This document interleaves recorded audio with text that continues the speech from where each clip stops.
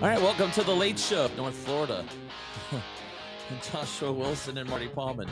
This is the last one, although in the Central Time Zone, if you're watching this in the Panhandle, it's only 8:45. But for the rest of you east of the Central Time Zone, it's almost 10 o'clock. But we appreciate you watching tonight as we bring you another edition of the North Florida Blitz. Joshua Wilson of FloridaHSFootball.com is over here in the, what do we call that? Teal? No, not teal. Green. It's a baby blue shirt. Blue. That looks really good on me, I think. I'm Marty Pallman, and I'm wearing dark blue, so navy blue. So anyway, it looks like a shirt on me. But we welcome you to another edition of the North Florida Blitz. Week 9 in the books. Week 10 is coming up, and again, we are about 12 days away from the announcement of the playoff bracket for 2023 for all the classifications. Again, the numbers came out earlier today. No, absolutely. And we had our playoff breakdown show earlier, and it's just a lot going on. And again, think about it. 2 weeks. In 2 weeks from tonight, we are going to be sitting here talking about the playoffs. Yes, we're going to be talking about playoffs here. So in less than 2 weeks of Sunday afternoon, Sunday evening of November 5th, we'll have the first of kind of like an analysis type, looking at the playoff brackets, going over those playoff brackets as the FSA releases them. They'll release them probably about 11 o'clock on Sunday, November 5th, but right before NFL games. But we'll kind of wait, kind of digest everything, and then kind of do a Sunday evening show type thing, probably for about 2 hours, get some analysis on. We'll have some. Line up some great guests. I know a couple of people I'm working on trying to get on, like Dan LaForest, John Santucci from USA Today Network Florida. There's some great people around the Sunshine State that have some different perspectives and analysis. Larry Bluestein as well. He'll be another great one to really kind of get on and talk about the playoffs, get some maybe a couple of coaches. But when we talk about playoffs, this is going to be huge. And of course, we're looking at some stuff. And of course, if y'all are interested in sponsoring our playoff stuff going during the playoffs from that Sunday, November 5th, all the way through the state championships, which we're going to focus is quarterly on the playoffs at that point. Once we get to Sunday, November 5th, we're definitely interested. We'll be having some stuff some opportunities here for advertising and sponsors to sponsor along the way here. And definitely for the road to Tallahassee as it is this year. That's right. Again, well, it's been the last few years, but we've been going to Tallahassee and to Fort Lauderdale this year. Everything is at Tallahassee at Bragg Memorial Stadium in Florida A&M. So, all right. Well, we are going to have Chuck Bell, the head coach of Buchholz, as our guest in the interview portion. We'll have the pick 6 coming up, as well as our look at statewide rankings with the North Florida teams. But first, Buchholz reminds me that it's time for the breaking news North Florida Blitz line here this week, and we start with the Buchholz Bobcats. Well, Josh, you and I went to this game Thursday night at Citizens Field. We were expecting Bartram Trail to really challenge Buchholz. No, not so much. Not so fast, my friend. No, it was 31-0 at halftime. Not so fast at all. It was definitely one of those games where it was really, really, a game that I thought, when those two teams, between Buchholz and Bartram Trail, when they get on the field, it's always competitive. It's always competitive. But this was by far the biggest blowout between the two teams in terms of the margin of victory, 44-7 at the end of the night. I mean, the biggest compliment I really, is Trace Johnson, sophomore quarterback, 8 starts already this year. And honestly, I think last night it was like 21-23, 87, 3 touchdowns. Yeah. It really, Trace, the Buchholz Bobcat legacy right there, he is just huge. And we'll talk to Chuck Bell, who's actually standing by in the green room. He must have heard us talking about him because he immediately jumped on. But yeah, Buchholz and the Bobcats clinching the district title. So yes. They will. Well, they're going to have as many games as they want at home, I think, because they're the number 1 seed in their region. And they keep winning. They'll most likely. They're the top team in 4S right now. And by the way, the only undefeated team left in Class 4S. All right, that's right. That's something right now. But again, they have a couple games left at Fleming Island and at Trinity Catholic, and then the postseason starts. But yeah, Buchholz, they look good all around. I don't know how many sacks they had. They knocked Riley Trujillo, Bartram Trail's quarterback, out at one point, out of the game. Yeah, it was just dominant all around. So Buchholz, a big win, probably even though they won every game by at least 20 points or more. The closest game was 30-10 over Vanguard. And it seems like they have really, that may have been the best performance they've had. But we'll see as the season goes on. No, absolutely. And of course, tonight, I guess we'll talk about this. We'll talk about this in Bishop Kitty. Yeah, I guess we'll talk about this. Yeah, I mean, Middleburg played well. I give them credit. They played Bishop Kenny toe-to-toe the whole game. I mean, Middleburg took the lead early, and Bishop Kenny did come back to lead at halftime, but Middleburg came out with an 8-minute drive in the third quarter. The only issue with Middleburg is they can't really throw the ball. Their quarterback is very much one-dimensional. He can run. But they did throw a touchdown pass in the fourth quarter, a diving play in the end zone. Middleburg is an interesting team. They've got some guys. I was a little surprised they only scored 6 points against Columbia, but they beat Bishop Kenny 31-28. How about their kicker, whose name escapes me now? 43-yard field goal at the had the buzzer to win it. Yeah, I mean, he kicked it right. It would have been good from 53 or more. It was booted. So Middleburg's 4-4. They now are the 7th seed in their region. Bishop Kenny 5-3. But for Bishop Kenny, their big games this week, they play Bulls Thursday night for their district title in 2M District 2, and we'll have that on our picks later. But no, you're absolutely right. So everything here is pretty much this is as we're getting everything rolling along here, Marty. How about this? A barn burner sitting there over there, and it's between St. John's and Clay County. Creekside edges Fleming Island 49-48. Yeah, another not quite a basketball score. They're getting close to it. But yeah, that was a good back and forth. Fleming Island struggled this year, but they really gave Creekside a lot of a tough one. And of course that will be something for Buchholz to watch for this Friday when they head to Fleming Island to take on the Golden Eagles. That team's coming off a game where they nearly knocked off Creekside, so I'm sure Coach Bell will have Buchholz looking and ready for that on Friday. But Creekside now back in the 8th spot in the region right now. It would be Buchholz and Creekside in the opening round if that were to stay according to form. Yeah, you're right. And everything. And of course, how about this? Madison County knocks off Oakley for 5th win in a row. And I mean, Madison County, Price Harris in his 2nd year there with the Cowboys after spending many years down at Dunellen. I mean, here you go. Madison County sitting there, and they're number 1 seed now in their region. So, are the Cowboys coming back to prominence? Maybe so, but we'll see what happens when the playoffs get here. But it's definitely not the same Madison County as we knew under Mike Coe. But I will give Madison County a lot of credit what Price Harris is doing. 1R is so loaded now, though. Yes. I mean, Hawthorne and Williston and Newberry and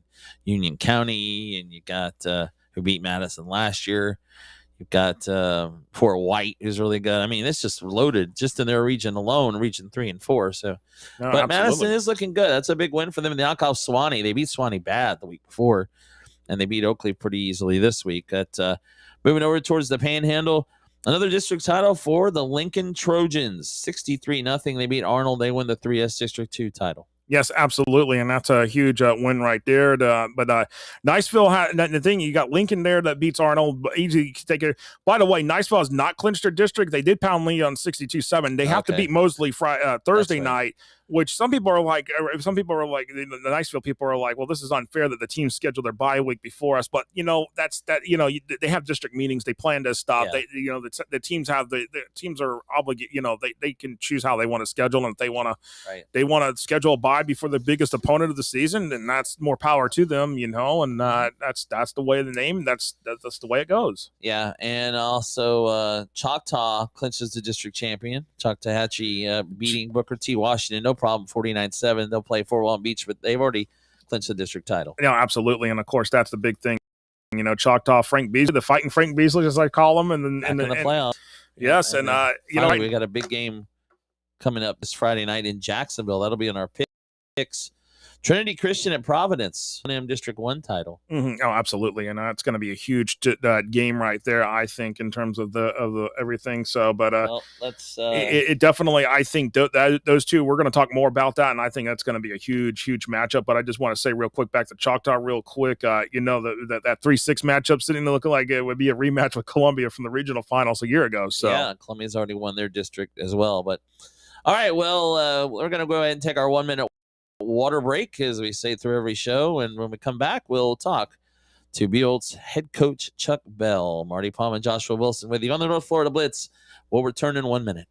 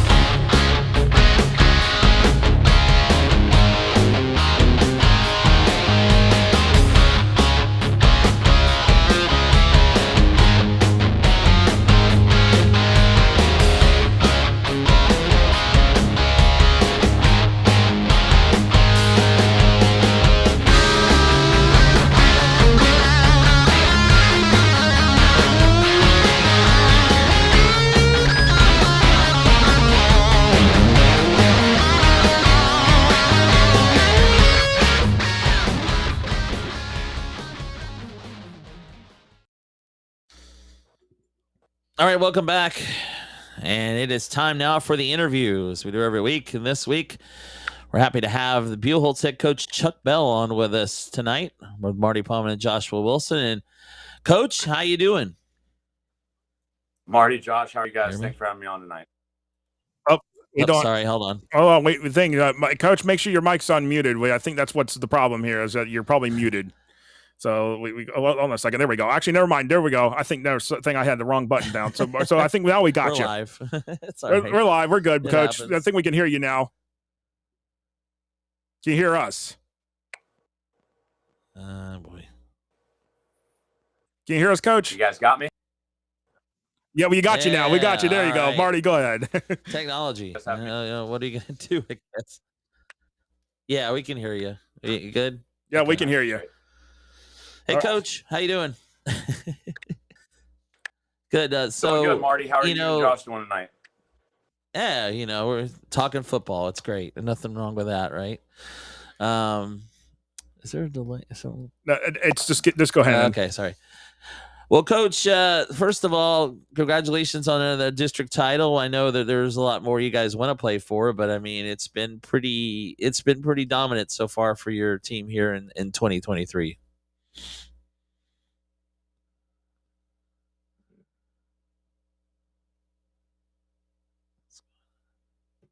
Oh, we've having some audio issues. We're not hearing Coach all of a sudden again. We had him, and then all of a sudden a thing. But I can tell you, it's definitely it's something we've got on our thing here. So let's see. I think Coach's connection is maybe potentially slow. Coach, if I don't know if you can step outside, maybe if the thing. I don't know if you're on a cell phone. I don't know if your connection is sitting there, but if you can kind of maybe move it, I don't know if that's the case or not. I don't know what's.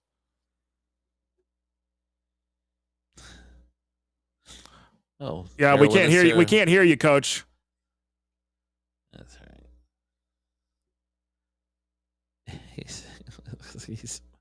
right. We're trying. This is live trying. technology. Oh, this is the thing. This is the technology. I don't know what's going on here. We're trying to figure it out why the technology here, but we'll technology gods. We'll bring Coach Bell back in once he's thing. We'll see if it's a video or not. We're trying to get him back on, but let's see if we can get him on. We know that it's a thing, so the audio is we all of a sudden can't hear him, so that's the big thing here. So that's the thing. So we heard him at first. Yeah, we did hear him at first. That we did have right. Gene McKenzie. Good evening to you as well here. So we're just trying to get Coach back on and see if we can't hear Coach, if Coach can hear us or not. I don't know if we think Coach, can you hear us? We may have lost him here in the terms of the thing. Yeah, we did lose him. I think it's the connection there. So it's a cell phone connection. We're just trying to get him back on. So we'll hold up here for a moment here. But Marty, in terms of everything across North Florida, there's a lot of great football here. And another team I think I want to mention real quick is Bradford, who's sitting there at 8-0 this season so far on the season. So Bradford having another strong season. Yeah, they rolled through the Canto last week. They still have Placa this week, which is for the district title, which will be an interesting game. Placa only has one loss, and then Swanee to close the regular season. So Bradford's got 2 tough games coming up at home to end the year. By the way, I want to comment on Jonathan Ferris here. If Middleburg beats Orange Park, are they in the playoffs? Well, that hurts me to think Middleburg might beat Orange Park, but I think that Middleburg is probably going to beat Orange Park after watching Middleburg. Orange Park is struggling a bit this year, but I think Middleburg wins these last 2 games. They're in the playoffs. And they might only need to win 1. It's true at this point after that win last week. I think it is. But here's my thing. Middleburg for the win. Middleburg, yeah, I think so. I don't disagree with that anymore. I think that Middleburg team's pretty good, really. But actually, Jonathan also asked, "Hey, Josh. Well, first of all, his birthday is Thursday. Happy birthday, Jonathan!" And he is wondering about his Lincoln Trojans. Do you think Lincoln beats Childs on Friday? Yes. Yes, I mean Childs is playing good football, but Lincoln's playing better football. So yeah. Basically, that's my thought, and we're trying to see if we can get Coach Bell. We heard him at first, and all of a sudden we lost. That's sad. Such is the life of live, not TV. And I don't see a message. I don't see a message from him on here, so I don't know what's going on. I don't know if we thing and see what's a thing and so a thing. Yeah. Right. Well, we do have a lot we can get to, but we were hoping to talk to Coach Bell tonight after that big win over Bartram Trail. But I mean, if it doesn't work tonight, we'll definitely want to get him in the postseason maybe because there's going to be a lot of a lot coming up, we think, for Buchholz. So we think, at least. And I know he was still on the campus at school, so I can tell you that. He so was it in the may weight be, room, it looked like. Yeah, and there might be some cellular connections or something going on along there. So I don't know what maybe the issue is there, but you know what? Maybe by the time we go through our pick six, maybe we get him and we just bring him in the rear instead. That's true. Why don't we go ahead? In fact, let's take a look at the rankings real quick from FloridaHSFootball.com. Yeah, let's talk about some of these teams from across North Florida that are sitting here, Marty, because there's a few here that we do have here in terms of along the teams. But in actually the first team that we find from North Florida, then across the entire region, North Florida, sitting there at number 15 is Buchholz, comes up 3 spots this week, and now is the number 1 team in Class 4S. All right, yeah, and that doesn't surprise me at this point. I think that they are well-deserved with the season they're having to this point. And Chuck Bell, first year as a head coach at Buchholz, and a Buchholz grad, he is a legacy as well, and he's just doing a really good job so far with a very talented team. I think one of the impressive things about Buchholz was watching Miles Graham play. I mean, he a 4-star linebacker, commit to Florida, the son of Ernest Graham, former Gator legend as well, the running back position. And Miles playing running back, he's just a big guy. He ran over some guys last week. They like to run that Wildcat with him, the Bobcat as they call it.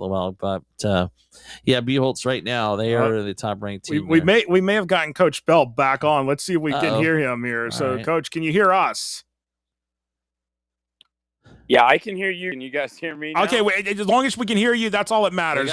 We've got you. As long as you can hear us, we can hear you. That's all that matters. We don't even need to bring the video up if that's proven to be the unstable connection here. So yeah, that's fine. No, we'll go with it. Marty, you roll with the questions on the first one. All right, Coach. Sorry about all that. Let's we will go ahead and Marty, Josh, you guys sound like $1 million right now. I mean, the show's awesome. all the time.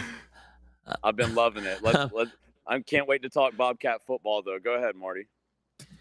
Well, yeah, exactly. That's what we're here for. And Coach, first of all, like I said, congratulations on another district title for your team. I mean, I know you guys have a lot more you want to play for, but you beating Bartram Trail the other night, and it really is a tough district, and you guys really have not had much trouble with your district opponents to this point. I know you have Fleming Island left this week.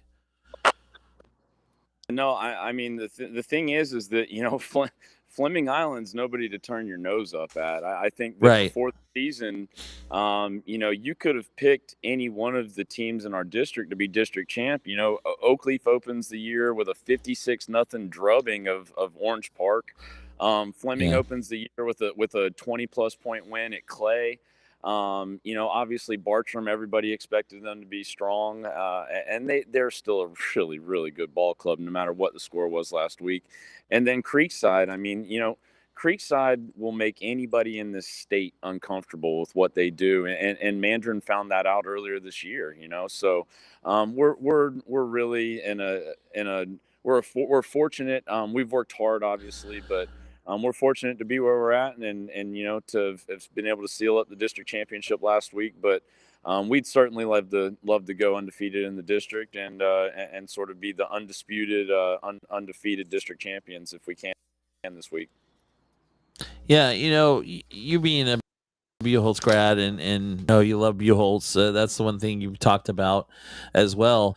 In your first year as a head coach, it seems like it's one of those things where this really wasn't one of those coaching changes where there's much of a transition. You've been there, what's going on, and it seems like it was just kind of let's roll into next season, and that's exactly what you've done after taking over for Coach Whittemore. Yeah, no, I think that was kind of part of the grand plan, honestly, Marty. I don't think that Coach Whittemore, Coach Witt, even though he's been, he's been working and coaching at Buchholz since 1997, Coach Witt still got plenty of years ahead of him of working at Buchholz, and down the line possibly coming back and joining the staff in some capacity. So I don't think that Coach Witt would have turned it over had he not known or felt like we were in a good position to have me sort of take it over and take the helm of the ship for a little bit. So it really has been a seamless transition. I know Buchholz in and out, and the culture and the tradition. So yeah, while some other teams in the district maybe are still feeling out their head coaching changes, because at this point, I guess Sean is the only head coach that didn't transition. You got Coach Foy, myself, and then Coach Parker at Fleming Island. We're all first year guys, so they went into new situations, whereas I was able to carry on at a place that I'm very familiar with, and like you said, love dearly. So it may be a little bit smoother transition for us right now. But that's not to take anything away from what Coach Foy has been able to do this year and build this year back at Oakleaf. And, again, I expect to see, if not one, I expect to see two district opponents, if we're fortunate enough to make it that far in the playoffs. Whether, like you guys said earlier, right now it would have us playing Creekside in the first round. And then playing the winner of Navarre and Bartram in the second round. So we could potentially go district foe first 2 weeks of the playoffs. And that will be a lot there, Coach. And let's talk about some of your top players here. I mean, Trace Johnson, a sophomore, he's a Buchholz Bobcat legacy, as we've mentioned here. And the game he had Thursday night was probably his best game of the season so far to date. I mean, almost 400 yards passing. Only like 7 incompletions.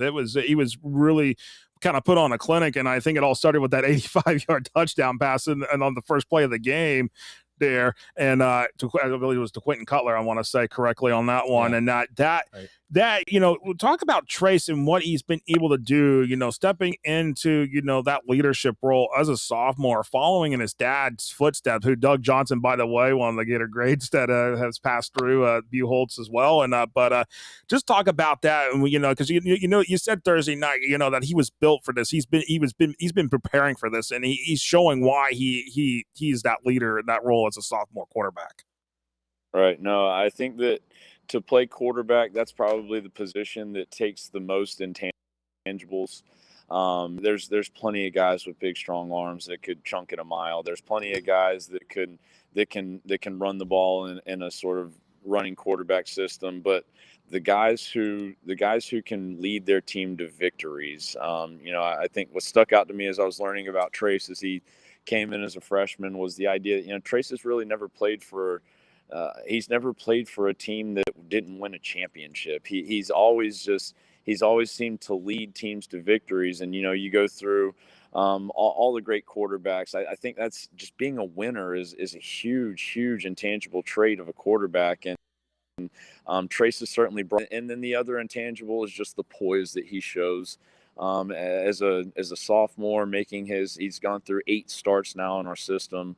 I mean, to be leading the only undefeated team in 4S right now, and the number 1 team in 4S right now at the age he is, I guess his quarterback is a 2026, and he's having a big year, which is, when you have a quarterback that's playing well, it certainly helps your team. So, man, I can't say enough about Trace, but I've said steady Eddie, poise.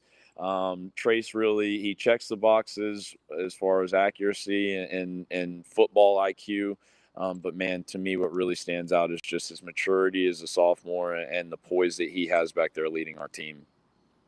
Wow, that's impressive. Of course, you also got a 5-star linebacker in Miles Graham who's done his damage as well. Who can play running back too.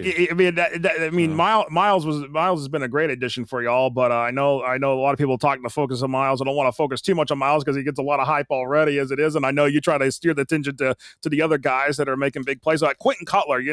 Quentin missed a few games here. What's special about Quentin? Because I know he definitely makes his plays and he makes himself present on the field too. So talk about what Quentin does, being that dynamic factor as well.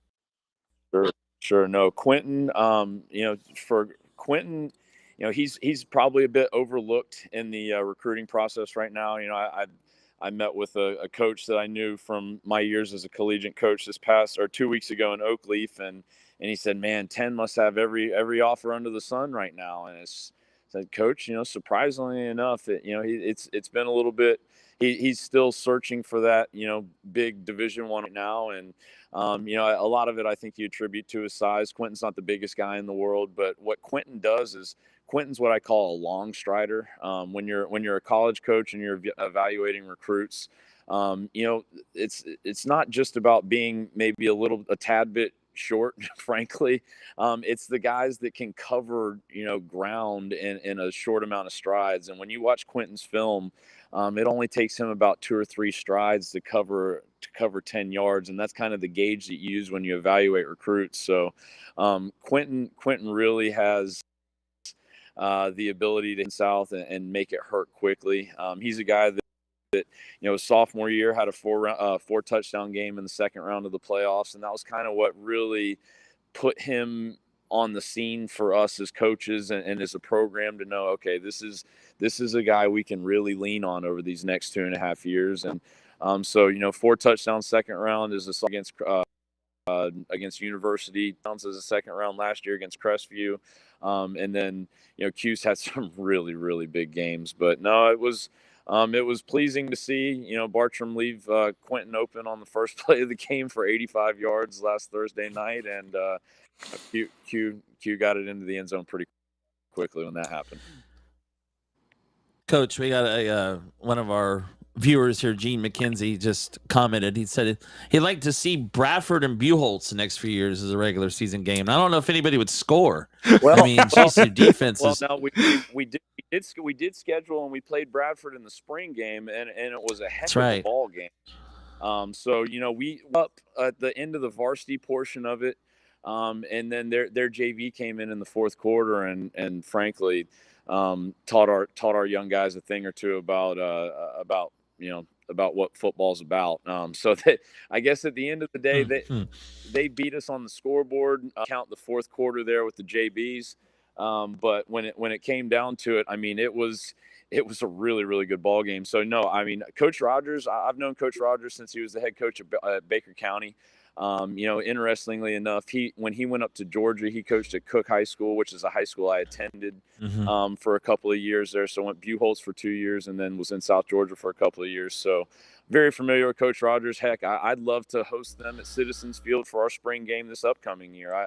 I know with the schedule change, we'd have to see about it. But no, I'm a huge fan of staying local and playing local teams. I know there's a couple other highly ranked local teams that have been very deep in the playoffs that we've approached about playing in the past.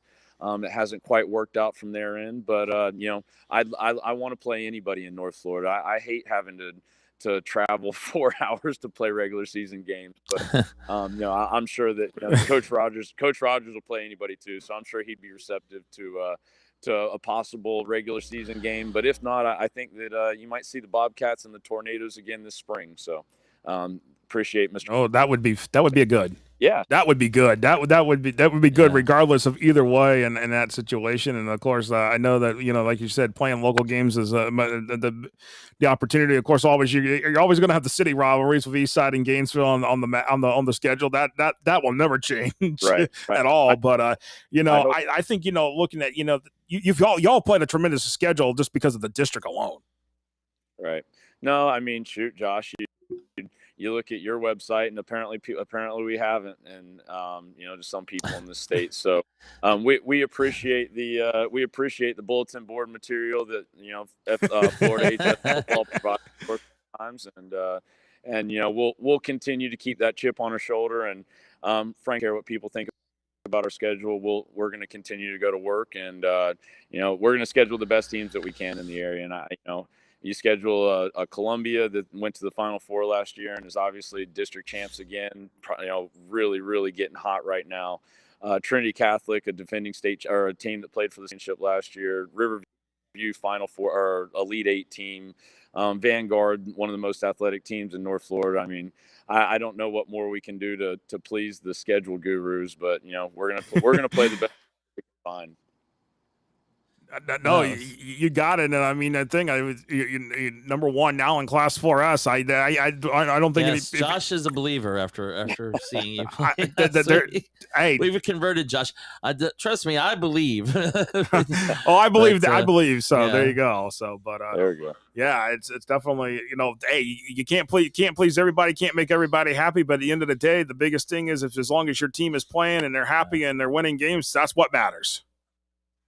Amen to that. We always love winning ball games. We always love playing competitive. And so, I mean, I don't think that I think we'll continue worrying about us and continue scheduling the teams that want to play us, and knowing that we're not going to play any games that, if we have control over it, aren't going to be competitive ball games one way or the other. And yeah, man. So no, I think a Buchholz Bradford game in the next year, I think that'd be awesome. Okay. Well, Coach, we appreciate you joining us tonight on Tuesday night. It's getting kind of late, but we will hopefully be talking to you again, hopefully way into the postseason. We think your team will do that. But anyway, I think we'll probably have you on later on if you're available. So we appreciate you coming on tonight. No, I appreciate it. Big one this weekend, or this Friday night in Fleming Island against a really, really good quarterback. Right. So we're certainly not counting our chickens before they hatch. We're gonna prepare really hard this week, and look forward to talking to you guys soon. Go Cats! All right, Coach. Well, good luck on that. We'll talk to you soon. Okay. Thanks, guys. All right. Thank you. That is Chuck Bell, the head coach of the Buchholz Bobcats. Good interview there. We were able to get him on the.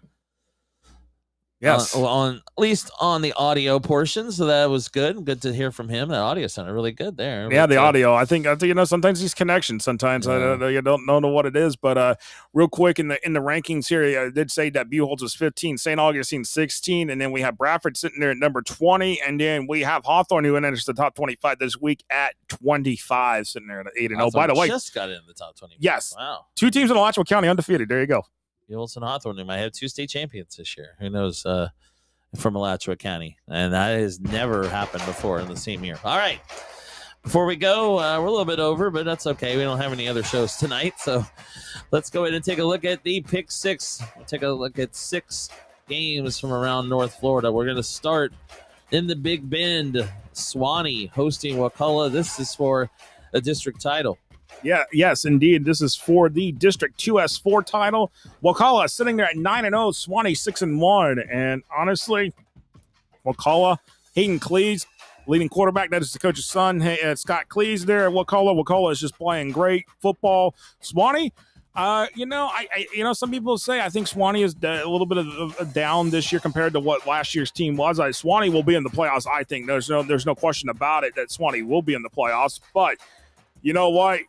What would give a momentum booster for Suwannee going into the game next week at Bradford? Winning this game and winning the district. But I don't think so. Even though this is at Paul Langford in Live Oak, I am going with Wakulla and taking the win and finishing off a perfect regular season at 10-0. I think so too. I know this game is in Live Oak, and Suwannee usually plays pretty well at home. I don't think Suwannee's down from last year. I mean, they were unbeaten until they played Madison County a couple weeks ago, but yeah, I don't know. They're not ranked as highly as they have been. Again, they do play tough there at home in Live Oak, but I'm with you. I think Wakulla is a dominant team. They got a chance to play for a state title. I think they're that good. So I would also go with the War Eagles of Wakulla. All right.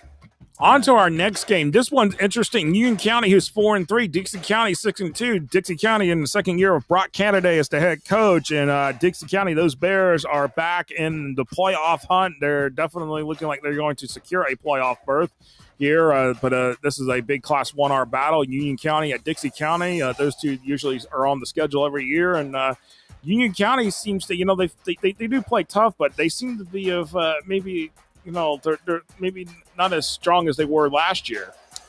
No, I don't think they are. I mean, they got shut up by Hawthorne a couple weeks ago. Not that they don't always they always don't. Hawthorne just shut out most of their opponents, but yeah, Union County not as good as they have been. Dixie County's having a good year really for them, and in this game, I think Dixie County's going to win at home. I like the Bears. I want to take Dixie County here, but I think that at the same time, I think the strength of schedule comes into play here for Union, which that has been a factor for Union County a little bit. At the end of the day, I'm going to take the Union County Tigers in this one. All right, there's a difference right there. All right, moving along to our third game, we're going to head over to St. Johns County. The Red Hot Ponte Vedra Sharks hosting the Nice Panthers. This is a St. Johns County battle. Also, Ponte Vedra trying to clinch a district title. Yes, beat Nice, you're in the playoffs and in with the district title. But Nice can really mess things up for Ponte Vedra and can throw the district championship into an unknown until week 11, because Tucoy Creek and I believe Tucoy Creek and Nice play week 11. And those two teams still you have to go at it, and that's the big thing for Tucoy right there. Is that with the Tucoy and Nice, that would be the interesting situation. Leave Ponte Vedra in a linchpin and not know what their playoff fate's going to be, basically. But Ponte Vedra can take care of business here. But Nice always plays tough. Nice plays hard. This is a rivalry game. It's the Battle of 210, whatever you want to call it. That's true. Well, it's the Battle of Ponte Vedra, basically. Exactly. Yeah, I mean, it is the Battle of Ponte Vedra. So you got who are you taking? Ponte Vedra? I'm taking Ponte Vedra, though. This is at Ponte Vedra. This is at home. It's right there. I just I think the Sharks, Steve Price, a state championship winning coach. Yeah, he's a good coach. They really did a good job bringing him over. I mean, this is a program that had Matt Toblin coaching them, took them to a state championship game, and he went to bowls, and he's taken them to 2 or 3 state championship games. But they were able to replace Toblin with Steve Price. He's done a good job. But yeah, Ponte Vedra, I mean, like you were with Buchholz, you have to become a believer when you see him. I saw Ponte Vedra against Bishop Kenny. I believe they beat him 55-20. The Sharks are good. I mean, they're right now the number 2 seed behind Buchholz in Region 1 in 4S. That might be the game we see, in a region final, Buchholz and Ponte Vedra. But a lot has to be decided. Ponte Vedra's only lost to Bartram Trail week 1. I like the Sharks to win as well. All right. I'm going to introduce this. All right. You will introduce this one because this is a big game. Yeah, I'll be broadcasting this game Thursday night. It is a Thursday game because of Florida-Georgia week in Jacksonville. Bishop Kenny and Bowles, a rivalry. Not only a rivalry, but it's for a district title once again. And it looks like Bishop Kenny 4th in their region. Bowles is 5th. Bowles 4-4. Interesting year for them. They start 0-3. They win 3 in a row. Then they lose to Columbia. Then they beat Wilson. They're 4-4. Yeah, it's crazy. But I have them ranked number 10, sitting there in 2M. So, but brutal. Yeah. My thing, Marty, is how does Bishop Kenny respond after losing the final seconds to Middleburg last week? That's my question. Well, my belief there is that Bishop Kenny may have been looking ahead a little bit, honestly, to this game. But I mean, I don't know, Coach. I don't think Tim Krause would ever admit that, but I don't know. Bishop Kenny beat Bowles last year for the first time in 45 years to win the district title. That's hard to believe. And you know what? I'm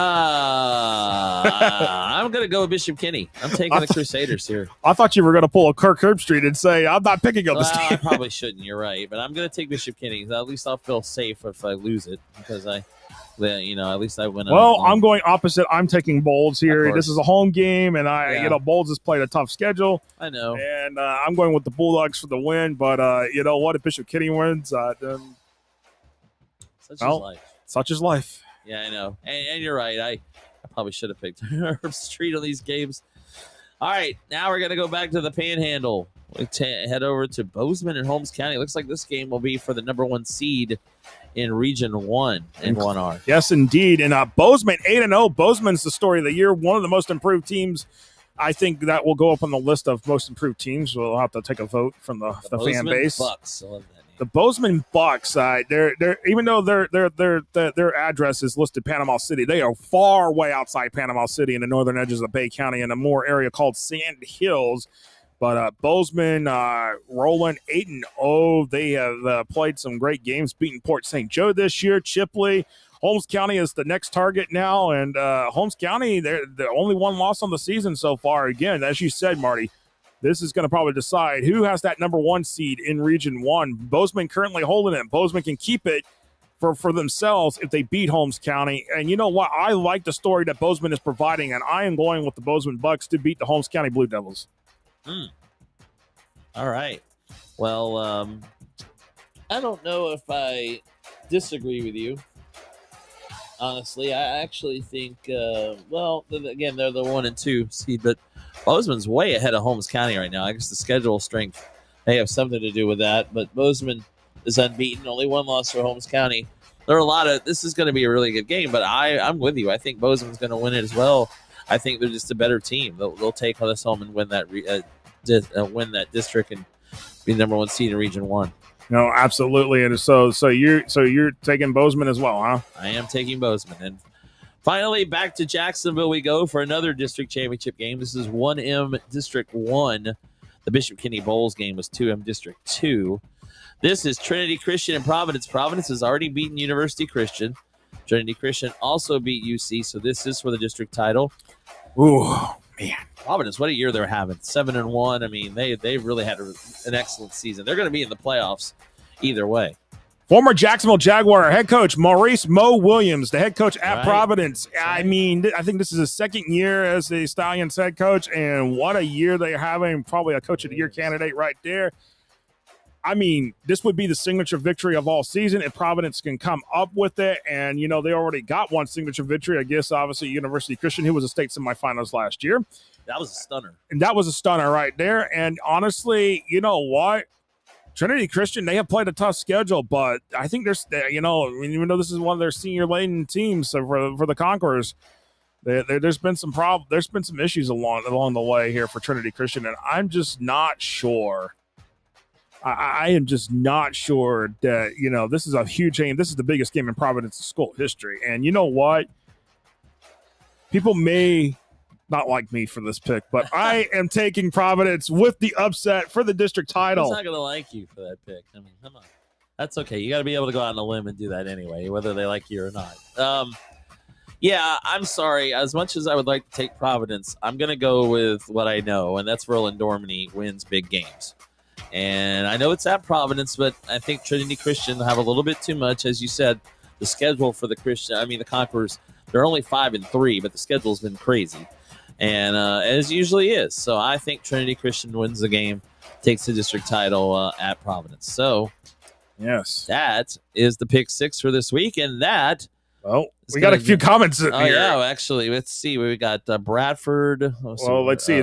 G. McKenzie thought the Buchholz D-line, he thinks it's great. You know, I don't know the names, but they looked great. Yes, they have. And one of them's name is Miles Graham, number 2. He's absolutely. And, of course, you know, looking at some of this thing, the Buchholz thing, he thinks G. McKenzie thinks Bradford will knock off Swanee after they knock off after we knock off Palatka. We'll see. But, yeah, I mean, I think they're going to beat those teams too, but I mean, I don't know about easy, but we'll see.